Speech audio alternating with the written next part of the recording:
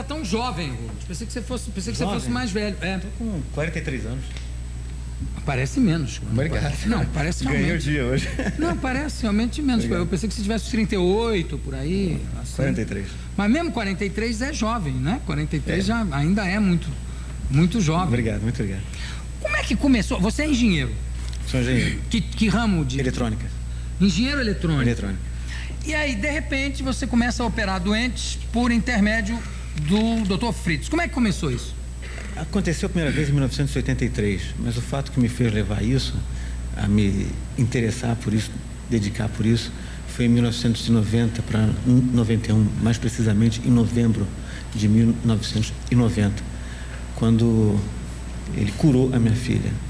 A minha filha tinha 11 dias de vida e ela estava muito fraquinha.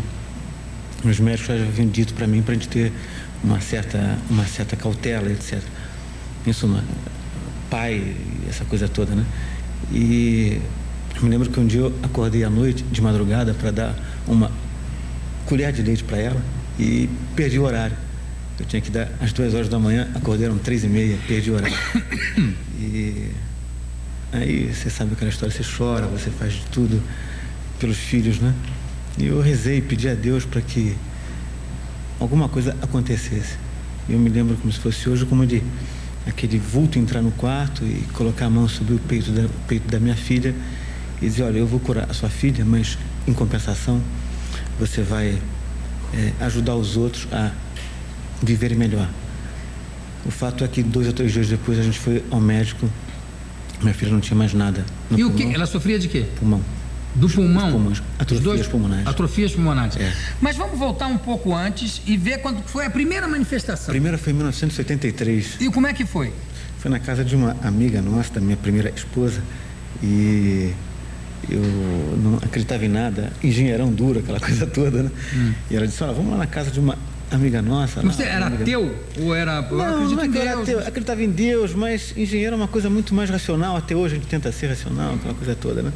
A gente faz muita pesquisa fora do Brasil também, aqui também agora, mas aí eu fui até lá e era o culto ao Evangelho. E sentamos à mesa, aquela coisa toda, comecei a passei mal, eu acho que eu devo ter desmaiado, alguma coisa assim qualquer, e quando eu dei a minha filha dessa moça estava com um bando de pano assim no rosto, né? Eu disse, o que houve? Eu disse, não, olha, veio aqui um espírito médico e tal, e operou a vista lá da minha filha. Disse, que bom, quem foi? Foi você. Eu disse, não, pelo amor de Deus, eu não fiz isso. O fato é que ela foi ao médico dela uns 2 ou 3 dias depois. Ela tinha, se não me falha a memória, era catarata e não tinha mais catarata. Agora, falando em catarata, por que a maioria das operações do Dr. Fritz são operações muito superficiais, como cataratas ou como tumores superficiais? Não, nem sempre. A gente tem um arquivo... Não, nem sempre, mas a maioria, não é? Não. Não? A maioria não. A operação, a incisão em si, toda ela que você parte, mesmo de um tecido primário até um mais aí profundo, né, muscular, alguma coisa assim qualquer, são incisões, são cortes, né, e portanto cirúrgicas. Então, são raros os casos em que ele opera coisas muito simples, né? Porque o número de pessoas que vão até lá, a gente trata mais ou menos umas 1.500 pessoas por dia. Por dia? Por dia. Ele opera aproximadamente 200 pessoas por dia. Mas então as operações são muito rápidas, né? Algumas demoram 30 segundos, outras demoram 1 hora, depende. Mesmo de 1 hora é uma operação rápida? Sim. Tumores de seio, pâncreas, em suma. O que a gente tenta fazer, Ju, ao menos eu, mostrar com bases científicas que isso ocorre, né? A paranormalidade no Brasil e no mundo inteiro existe. Sim, claro. Como se provar isso, como se demonstrar isso melhor, é que eu tento fazer. Onde é que você faz? Onde é que você opera? Em São Paulo, eu estou no bairro do Ipiranga, na Avenida dos Patriotas. Porque tem vários, você faz em vários locais? No Rio, São Paulo, na Bahia, onde as pessoas precisam, você vai. Exato. Aliás, falando onde as pessoas precisam, o Tião, cadê o Tião? Cadê o Tião? O Tião, vou fazer uma consulta aqui, primeiro ao engenheiro, depois ao Dr. Fritz. O Tião está com problema, tem um problema de coluna há 3 anos, né, Tião? Ele estava até com pescoceira durante dias aí, há 3 anos, que ele tem um problema que o braço direito dele está totalmente insensível, né? Amortecido e tal. É uma hérnia de disco cervical. Doutor Fritz, opera hérnia de disco? Opera. Nós temos hoje em arquivo aproximadamente 23 mil operações realizadas. Eu já devo ter atendido hoje a 350 mil pessoas. Sei. E de hérnia de disco? Opera-se também. Mas tem ideia de quantas?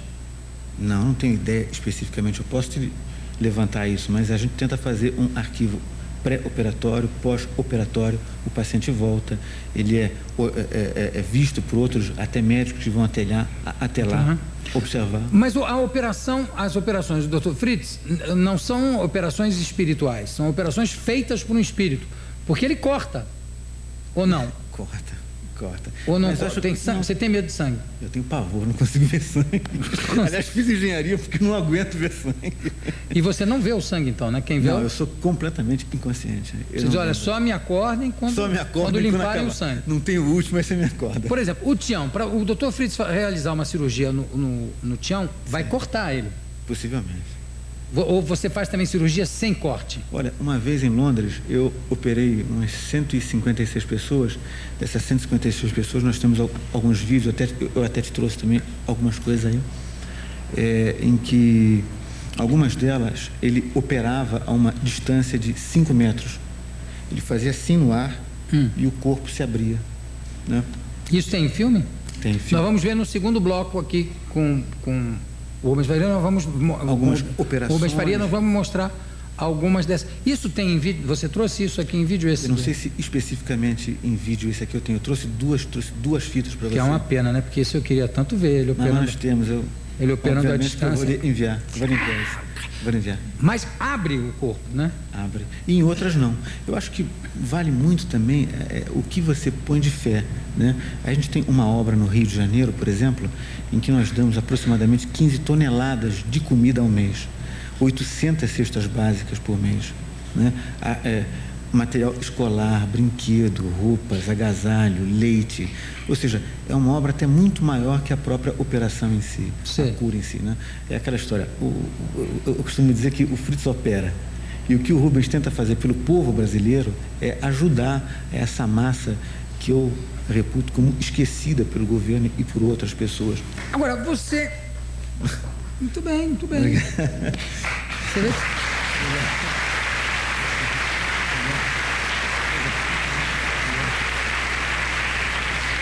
Eu gostei porque ele aplaudiu sozinho e foi desistindo. Porque... o Rubens... Pois não. Por que é sempre o Dr. Fritz? Você acha que isso pode ser várias entidades que dizem... Como é seu nome? Dr. Fritz. Eu acho que o nome é um nome. Podia chamar Zezinho, podia chamar... Não, mas sempre é Dr. Fritz. Sempre é Dr. Fritz. Aliás, não é sempre. Aconteceu mas ele se manifesta em vários... Já se manifestou através de várias pessoas. No Edson Queiroz, no Arigó e no Oscar Wilde, né? O nome para mim não me importa, né? Ele podia chamar Antoninho e fazer as mesmas coisas. Agora, ele quando baixa, ele fala que é o Dr. Fritz? Fala, ele, por exemplo, ele fala fluentemente alemão e eu não falo alemão. Discute com médicos em termos alemão? Técnicos em alemão, ele conversa em alemão, discute em termos técnicos com médicos. E você não fala uma palavra de alemão? Absolutamente nada, eu só falo inglês e então você não pode conversar com ele em alemão? De jeito algum. Você vê o Dr. Fritz do seu lado? Vejo, sim. Ele está aqui? Especificamente, agora não. Eu acredito que não, porque hoje, por exemplo... Assim que ele chegar, você me avisa? Avisa, lhe manda um e-mail. Aliás, eu tenho... Não, se por acaso ele não pode aparecer de repente aqui, pode. Você chama o Dr. Fritz? Chamo. A gente tenta fazer isso. E por que não chamou ainda? Porque especificamente hoje eu atendi mais ou menos umas 1.200 pessoas. E para poder chegar aqui mais rápido, então... Mas ele não cansa. Mas o Rubens cansa. Mas o Rubens vai daí. Ora... Como é que, agora aqui falando com o Rubens, como é que você acha que um médico já morto se atualiza com as mais novas pesquisas da medicina. E se ele é atualizado, eu acredito que ou se sim. ele ainda receita água de melissa? Eu acredito que sim, porque, por exemplo, a gente está fazendo uma pesquisa agora com a Universidade de Stanford e com o Instituto de Saúde americano e com o Noetic Science, que é um dos maiores centros de pesquisas nos Estados Unidos sobre fenômenos paranormais. O início dessa pesquisa toda foi a vinda para o Brasil de um bioquímico que publicou recentemente uma pesquisa sobre cálcio. O Dr. Fritz, se é que a gente pode dizer assim, praticamente uma pesquisa que tem há 1 mês ou 2 meses, há pouco tempo nos Estados Unidos, disse ipsiliter. Ele já sabia? Já sabia dessa pesquisa. Agora, vamos às cirurgias. Eu falei que faria cirurgias mais superficiais. Sim. Ele faz cirurgia de peito aberto, safena? Não, ele tem as suas... Eu acredito que ele tem as suas limitações, né? Como ele é óbvio, né? Então, ele opera algumas coisas a peito aberto, como você falou, e outras não. Mas você já fez o ponte safena? Globo, não, ponte safena não, mas o SBT Repórter, com o Domingos Meirelles, fez uma coisa bem interessante há algum tempo atrás. A reportagem foi ótima, em que ele está operando um músculo cardíaco, o coração, e o coração fica à mostra, e o Domingos Meirelles vai começando a passar mal, vai ficando roxo, e pum, começa a desmaiar. No final não aguenta. Transplante de medula, ele já fez algum? Ele faz uma coisa chamada imunoterapia, que tem resultados razoáveis. Mas e é na medula? É na medula. É? É. O pagamento, agora vamos falar porque todo mundo diz assim, não, mas isso tem um interesse comercial muito grande, isso, aquilo, barará. Como é que o Dr. Fritz cobra? Como é que o Rubens Faria, o que o Rubens Faria recebe pelo Dr. Fritz? A gente tem uma obra, João, muito, muito grande. A gente está agora inaugurando, mais ou menos daqui a uns 2 meses no máximo, 4 consultórios médicos, 3 consultórios dentários, enfermaria, tudo de graça para as pessoas todas que vão até lá, né? É muita comida, muita roupa. Então a gente pede a quem puder ajudar. Então tem gente que vai lá e ajuda com $100, R$100. E tem gente que vai lá e ajuda com uma moedinha. E tem gente que não ajuda. O importante é o que essas pessoas tentam fazer pelas outras. E tem gente que ajuda também com coisas, com roupa, com comida? Por gentileza, eu estou precisando... Deixa eu fazer um pedido. Pode pedir. Eu estou precisando de cadeira de dentista, que a gente está fazendo agora uns consultórios dentários. Então, quem tiver alguma cadeira de dentista, nós até compramos a preço um pouquinho mais barato, por favor. A gente está precisando. Mas o dentista não é você que recebe um dentista, né? Não. É para dar dentista mesmo. Assistência gratuita ao povo, verdade. Outra coisa que aí eu não sei, você que está estudando tanto esse assunto agora, por que é que a maioria, ou quase todos os espíritos que descem, são sempre médicos que vêm? Por que não baixa um engenheiro eletrônico, por exemplo? Pois é, Dr. Hans. Dr. Hans, eu sou engenheiro eletrônico, vamos construir. Sou engenheiro eletrônico, vamos fazer um chifrezinho aqui, trocar o software, aquela coisa toda. Não, Dr. Herman, sou advogado. Advogado, vim aqui operar. Eu não sei, eu acho que pela própria... Eu acho que o que acontece... Veja bem... O que mais aparece é médico e escritor, né? É médico e escritor. Não, também pintor. Pintor também. Pintor, Leandro. Imagina uma pessoa... É o que eu costumo dizer sempre, né? Baixinha, de óculos, narigudo, engenheiro, do lado de alguém, tirando um tumor de seio de alguém, e aquela pessoa do teu lado, ao lado, vendo aquilo. O que pode pensar nessa cabeça dessas pessoas? Meu Deus, o que está acontecendo? O que é isso? Da onde vem isso? Não é a operação, para mim, eu acho o seguinte, como engenheiro, eu tento botar à prova todos os testes. Então, os meus trabalhos são todos abertos. Eu já viajei quase que o mundo todo, só não fui até a Ásia até agora.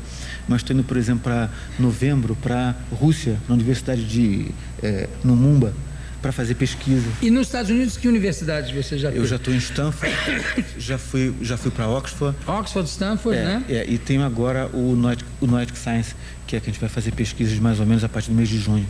Ô Rubens, haveria a possibilidade de você fazer aqui uma cirurgia? Eu hoje acredito que não, porque eu já trabalhei bastante e ele é específico nisso, né? Ele vem para tratar de muitas pessoas. Quando ele vem para trabalhar, no mínimo, como todos os dias, são 1.500 pessoas. Mas não seria importante para o trabalho dele, de repente, ele fazer uma cirurgia, mesmo que fosse uma pessoa, com milhões de pessoas assistindo? Seria importante. Mas é o que eu estava E a que horas ele chega, então? É o que eu estava lhe dizendo, no caso, a princípio. Né? As pessoas têm que esquecer um pouco o sensacionalismo. Não, mas isso não é sensacionalismo. Aí é que tá. Sensacionalismo seria se fosse uma coisa vendida apenas como espetáculo. Não. Isso é uma coisa, como é que se diz? Em benefício das pessoas. Eu conto uma história interessante. Pasteur, quando fez a primeira lâmina dele de pesquisa, estetoscópio, aquela coisa, ele virou-se e no microscópio. O microscópio, perdão, e apresentou isso à Academia Francesa de Medicina. E chegou à Academia Francesa, mostrou a lâmina, o microscópio, aquela coisa toda. As pessoas ficaram impressionadas com aquilo, aquela coisa. E havia um fiel opositor a ele. Aí ele virou: por favor, só olhe o microscópio e a lâmina. Ele olhou, o opositor olhou para o Pasteur, virou-se e disse assim para ele: doutor Pasteur, eu estou vendo, mas eu não posso acreditar. Estou vendo, mas não posso acreditar. Mas eu acho que se você tivesse alguma preocupação com sensacionalismo, não tem. Você não estaria aqui, você não deixaria filmar as cirurgias, quer dizer, não é. A cirurgia não é isso, né? Aliás, o próprio Jesus já disse: ai daqueles que se escandalizarem, por minha causa.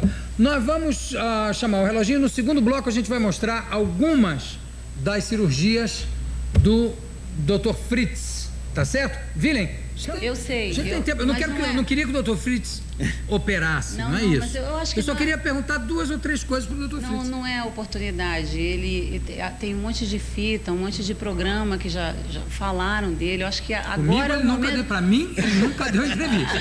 Mas então, lá onde ele atende, tanto no Rio quanto em São Paulo, é um local que está aberto a qualquer pessoa que queira ir lá observar, o curioso, porque tem gente que chega lá que é curioso, quer ver se é verdade, olha... Acredita e vai embora. Qualquer pessoa, mas só ele é que está aberto ao Dr. Fritz. Sim, mas então é o Dr. Fritz que está trabalhando lá. Então acho que... Tudo bem, mas que seria ótimo se o Dr. Fritz respondesse a 3 perguntas, ou 2 perguntas só. Não, né? Acho que seja o Por que o Brasil? Por que a escolha? Só isso. Mas isso já está tudo em reportagem, Ju, tem tanta coisa que já falaram sobre isso. Então não precisava nem vir aqui. Eu acho que precisaria, sim.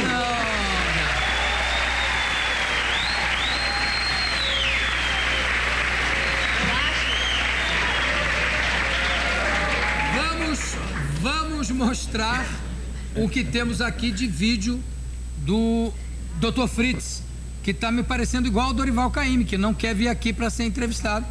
Era só 2 perguntinhas, meu Deus. Solta o vídeo. As cirurgias mediúnicas começam logo depois de uma espécie de ritual de passagem. A mudança ocorre em menos de 2 minutos.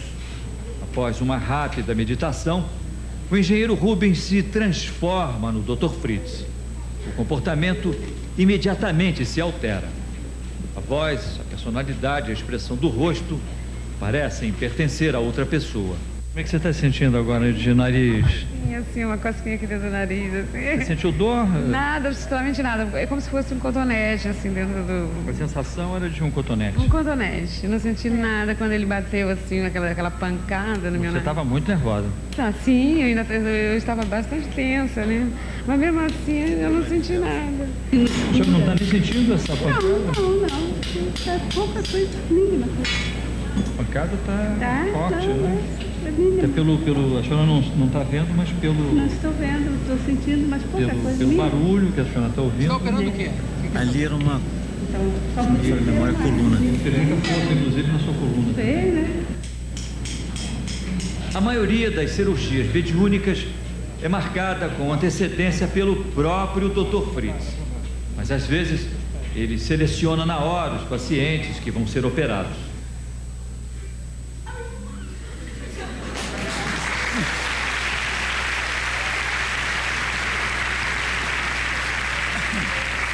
Rubens, eu fiquei impressionado que teve uma hora ali que ele deu uma de escultor, né? Ele botou aqui, pá. Ele faz algumas operações que academicamente não são, como é que eu vou dizer, recomendadas, né? Mas funcionam. E é isso que a gente tenta mostrar, né? Por que isso funciona? Aonde que isso vai levar? Por que as pessoas não sentem dor, não sangram, não tem infecção, por exemplo? Até onde que isso vai levar? Eu descobri uns pesquisadores na Suíça, em 1994, 93, aliás, descobriram que a quantidade de sódio e potássio, quando ele opera os pacientes, cai drasticamente a nível de tecido, o que causa uma certa analgesia, uma certa falta de dor. Bom, e no caso do olho, por exemplo, a gente sabe que a lágrima é um grande antisséptico, né? Então, tem várias coisas aí que vão se somando. Vão se somando. E você não, o Dr. Fritz não costura depois, né? Os pacientes são costurados internamente e externamente. Ele mesmo é que costura. Algumas ou tem ele assistente? faz e outras são feitas por pessoas que ajudam a nós, né? Porque ele diz que essa parte de fazer a sutura demora muito tempo, né? Claro. Então ele opera e deixa para que outras pessoas suturem. Eu vi uma cirurgia ali em pé, parecia, segundo disse lá, uma cirurgia de coluna, é isso? Coluna ele pode fazer, ele faz em pé, sentado, de cabeça para baixo. São coisas que E ele fala que vai anestesiar a pessoa ou não? Não há. O que a gente percebe é que não há nenhuma indução, nem verbal ou alguma coisa qualquer. Não há nenhuma indução.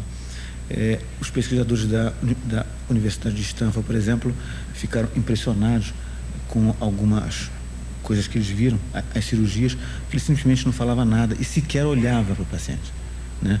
E ele chega e vai cortando? Quando ele acha que deve. A pessoa precisa ter fé para fazer essa operação? Eu acho que é aquela história, né? Quando você quer o melhor emprego do mundo, ou quando você quer ter um bom emprego, ou você ser um bom profissional, antes de mais nada você precisa ter fé em duas coisas: fé em você e fé em Deus. Se você ficar em casa sentado esperando que alguma coisa boa lhe caia ao colo, ela não vai cair. Não sei, mas eu digo para a pessoa chegar lá e dizer assim, olha, eu não acredito em nada disso. Tem umas coisas interessantes. Algumas também chegam e dizem, eu não acredito. E são essas que ele mostra que opera e tira o tumor ou faz alguma coisa nesse sentido. Quer dizer, então a pessoa não precisa ter fé nesse Acho que sentido. até essas que vão até dizendo assim, olha, eu não tenho fé, esperam alguma coisa. Todo mundo espera alguma coisa. Não, é claro, mas o que eu digo é o seguinte, uma pessoa que tem fé já vai predisposta a não sentir dor. Pode né? ser, sim. Que já é um estado de sublimação, já é um estado favorável, Claro. vamos dizer assim, quase que é um estado de sugestão, Claro. como as pessoas que vão para o dentista que trabalha com hipnose e são hipnotizadas e não sentem dor nenhuma. Não sentem dor nenhuma. Tem outras que não conseguem, porque não conseguem ser hipnotizadas profundamente a ponto de não sentir dor. Então a pergunta é essa: a pessoa que não tem fé naquilo, mas chega lá, está com medo até de ser cortada, porque eu vi aqui que as pessoas são cortadas sem medo, chegam lá sem medo. Tem gente que chega com medo e diz, vai doer, não. Claro. Tem, Claro. E corta e não sente nada. Nada. Não sentem nada. É uma analgesia total. O Dr. Fritz, antigamente, você controla a chegada dele? Não controla muito não, João. Ele tem, vamos dizer assim, momentos certos para vir, né?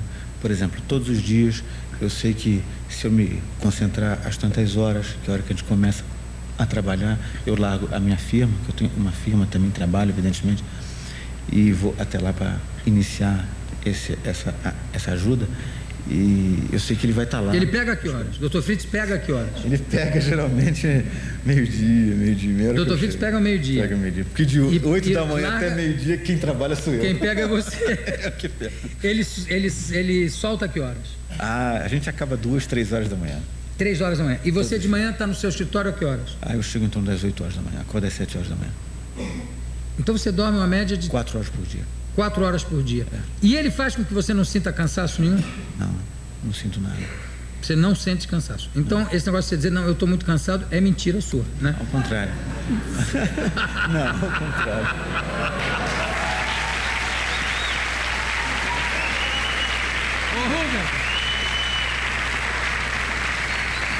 Aí você trabalha de manhã até o meio-dia, no seu escritório, como engenheiro eletrônico. Engenheiro, com parte de software e hardware que eu trabalho.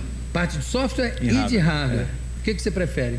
As duas coisas. Eu trabalho bem nas duas. Você não tem, mas não tem uma tendência mais para um lado, não? Eu prefiro mais hardware, né? Mais hardware, né? Não, porque geralmente quem fala trabalho em software e em hardware é porque prefere hardware. Mas hoje em dia você tem que coadunar as duas coisas, né? Certo. Agora, o que eu pergunto é o seguinte, quando eu perguntei se você tinha domínio sobre a chegada dele, ele pode incorporar sem você querer? Acontecia isso frequentemente, né? Mas eu tentei me policiar quanto a isso. Você consegue hoje em dia ele querer entrar e você não deixar? E ele não reclama? Um pouco. Hein? Um pouco. Fica louco da vida em alemão? Às vezes não. Bom, eu não entendo nada de alemão. Se ele fala alguma coisa de alemão, eu não sei. Mas acontece das vezes ele querer e você não deixar. Porque eu sou meio... Quando é que você começou a ver o Dr. Fritz? Você vê ele fora de você? Sim, eu comecei a vê-lo. A primeira aparição, se é que a gente pode falar assim, foi em 1990 com a minha filha. E como é que ele é fisicamente? Ele é alto, uma pessoa forte, um semblante calmo. Forte ou gordo? Forte. Você tem medo de dizer que o Dr. Fritz é gordo? Você acha que ele vai reclamar? Não sou gordo, coisa nenhuma! Ele é alto, gordo. Forte, usa barba. Né? Sou eu. Aliás, muito parecido. Com licença.